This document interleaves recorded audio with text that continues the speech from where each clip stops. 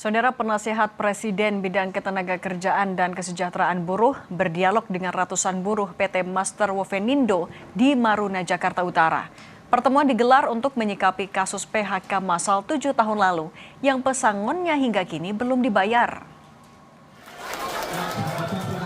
Penasihat Presiden Bidang Ketenagakerjaan dan Kesejahteraan Buruh sekaligus Presiden KSPI Said Iqbal menemui ratusan buruh yang terkena PHK di PT Master Wovenindo di kawasan KBN Maruna, Jakarta Utara Sabtu siang. Ratusan mantan buruh PT Master Wovenindo mengaku di PHK massal pada 2019 hingga 2020. Alasan perusahaan saat itu tutup operasional karena terdampak pandemi COVID-19. Sejak penutupan, para pekerja tidak menerima uang pesangon, uang penghargaan masa kerja, ataupun uang penggantian hak lain. Dari hasil dialognya, Said Iqbal mengatakan pihak perusahaan berjanji akan membayar pesangon buruh dalam waktu dekat.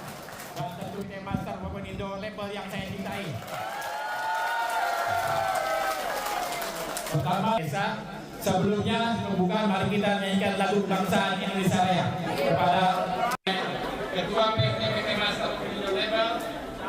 Kedua akan disampaikan oleh Ketua DPD SPD Jakarta, Bu Andre, Kerja RI.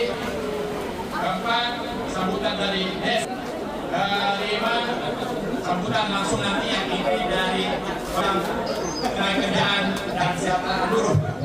Tentunya yang saya tunggu-tunggu, sana sehat dari pekerja kepada dari bapak-bapak di depan.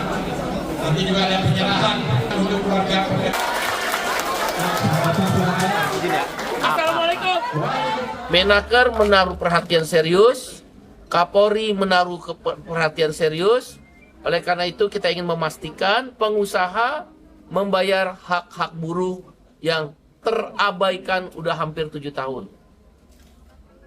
Dari Des Ketenagakerjaan kemarin memberitakan Dirtipiter Mabes Polri Bapak Brigjen Irhami kepada saya menyampaikan pengusaha sudah berjanji akan membayar semua hak-hak buruh.